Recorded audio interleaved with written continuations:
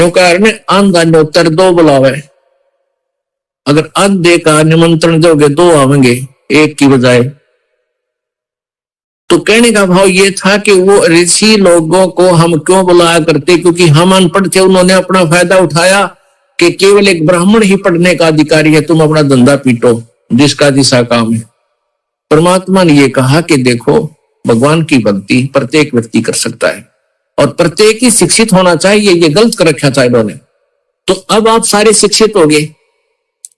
अब मालिक ने जो खेल खेला है, ये समय इंतजार किया है कि अब अपनी प्यारी आत्माओं को अपनी महिमा में अब बताऊंगा और सारे सबके समझ में आएगी। अब आप सभी शिक्षित हो गए और सभी को मंत्र ये परमात्मा की वाणी याद होगी। छोटे छोटे बच्चा के पूरी आरती याद हो रही है भगवान की वाणी की। अब एक रुई, एक 1.5 ग्राम 2 ग्राम रुई लगेगी, एक जोत बना दी, खड़ी जोत लगा दी, उसमें घी डाल दिया जितनी आपकी इच्छा है, एक कटोरा भर दे, सारे दिन जलाए। तो उसमें वो घी उसमें डाल दिया और हम अपना मंत्र वाणी सुबह नित्यनेम करें, दोपहर रमणी करें, शाम ने संध्या आरती करें, ये भगवान की वाणी भी हम बोलते रहते हैं। तो वो भी हवन हो रहा है। उस लकड़ियों वाले हवन की तुलना में ये हवन श्रेष्ठ है, क्योंकि इसमें आप एक 100 ग्राम रुई में 1 क्विंटल घी हवन कर सकते हो। उसमें घी, उसकी जोत न जलन नहीं दे, उसमें डालने जाएगी। 100 ग्राम जोत में 1 क्विंटल घी हवन कर सकते हो आप। और लकड़ियां में 1 क्विंटल घी हवन करने के लिए कम से कम भी 20 किलो तक कम से कम लकड़ी जला देते हो। तो लकड़ियों के जलने से कार्बन डाइऑक्साइड अधिक होती है। उस 2 धड़ी यानी 20 किलो लकड़ी समाप्त की जलने की तुलना में एक 100 ग्राम रुई की का प्रदूषण उससे कई हजार गुना कम होगा। तो हमने ये अपनाना है। तो हम अपना हवन डेली करें।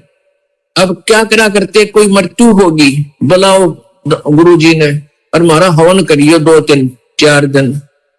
वो 2 दिन के हवन में किला टूट गया। रोज करो हवन अपना, एक जोत लगा दे, सूटा उठ गए, आज पैर धोले, नहान का ना फुर्सत मिले, कोई जरूरी ना होती नहाना, इसमें नहाए धोए क्या भया जाए, मन का मैल ना जाए और मीन सदा जल में रहे, धोए बांस ना जाए। अंदर से अंत तक साफ हो, हाथ पैर जरूर धो ले, क्योंकि धार्मिक वस्तुओं के हाथ लगाने। और जोत लागे, अपना मंत्र करता रहे, काम करता रहे, अपनी आरती बोल ले जा, नित्यनेम भी कर ले, रोटी पोए जा, नित्यनेम चलता रहे। आजकल तो आधुनिक बहुत से उपकरण हो गए हैं, वैसे भी याद हो जाते हैं कुछ दिनों में। और नहीं बैठ कर अपनी किताब लेकर वह पढ़ ले। अब तो हवन हो गया, तो हम अपना काम आप करेंगे तो बात बनेगी। किसी के बच्चा हो जाता था तो उसने क्या कहा करते, 7 दिन तक तुम, जैसे पहले ज्योति तो सभी जलाते थे, तो क्या कहते थे, 7 दिन जोत नहीं जलानी तुमने, 13 दिन। तो तेरा गजब भैया, 13 दिन रोटी नहीं खाते या तुम और काम ना करते। और किसी की मृत्यु हो जाती है, उसमें भी ऐसे कहा करते थे। जैसे जन्म होने पर तो वो जब तक वो छठ ना होती इतने कहा करते, मृत्यु के बाद कहते हैं 13 दिन तक आपने कोई धार्मिक क्रिया नहीं करनी। तरह के जो भाइयों, परमात्मा रोटी रोज खा रही हो, किसी दिन भी ना छूटती, ठीक है। कोई प्रिय की मृत्यु हो जाती है, रो पीट के दोपहर तक ना खाओगा, शाम में खानी पड़ेगी, रो पीट के रोटी खानी पड़ेगी। तो ऐसे ही भक्ति परमात्मा का हवन, ज्योति, डेली आरती रोज करनी है, चाहे दुख हो चाहे सुख हो। ये परित्याग नहीं करना, ये भूल है हमारे। अब जो प्रसंग चल रहा है वही आते हैं फिर। अब 5 यज्ञ आप कर रहे हो, एक यज्ञ धर्म की, दूसरी यज्ञ ध्यान और तीसरी यज्ञ हवन की। यहाँ जितने भी जैसे पाठ चल रहे हैं, अगर 150 पाठ हैं तो 150 ज्योति जला दी जाएंगी और 3 दिन तक अखंड ये ज्योति जलेगी। हवन हो रहा है।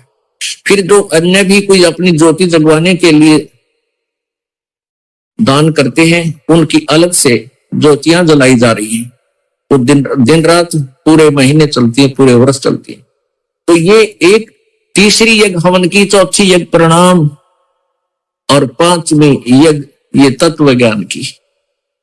इन पांचों यज्ञों और ओम नाम के मंत्र की कमाई को हम इस ज्योति निरंजन के पास छोड़ देंगे। हम क्या करते रहे, हम पहले ओम नाम का जाप करते, ये पांचों यज्ञ करते, उसका फल हम स्वर्ग महास्वर्ग ब्रह्मलोक में जाकर नष्ट कर देते ये पुण्य। फिर पाप के लिए नरक में जाते, फिर 84 लाख योनियों में धक्के खाते। अब परमात्मा से हम की वाणी से हमें ज्ञान हो गया कि इस कमाई को हम वेस्ट नहीं करेंगे। हम यहाँ कोई मंत्री बनेंगे, ना हमने मुख्यमंत्री बन के हो सकता, ना प्रधानमंत्री, ना इंद्र की पदवी हमें नहीं चाहिए। इंद्र दा राज काग दा बिस्टा, इंद्र स्वर्ग का राज भी हमारे लिए काग की बीट तुल हो जाना चाहिए। यदि आप सतलोक जाना चाहते हो और तुम्हारे सरपंच की पीपी इधर बैठो एक तरह की, फिर किसे भगत तुम, हमने नहीं यहाँ का कोई भी सुख चाहिए। यदि तुमने सतलोक जाना, यही धक्के खाने हैं तो ठीक है, आप पुण्य कर रहे हो, इसके प्रतिफल में चाहे पूरी पृथ्वी के राजा भी बन सकते हो और फिर गधा राजा भी बन सकते हो। तुरंत ये पहले सोच लेना। राजा कहते हैं कबीर हरि के नाम बिना ये राजा रसब हो, बड़े गधे ने रसब बोले। हमने यहां से पीछा छुटवाना पुण्यात्माओं, इस बात को कति अपने पल्ले गांठ लगा लो, यानी दृढ़ निश्चय कर लो, दृढ़ संकल्प कर लो, ये भगवान फिर बोर्ड के इस गंदे लोक में जन्म ना हो। हृदय में एक ऐसा हेट बने और वहां की इसी उमंग बने।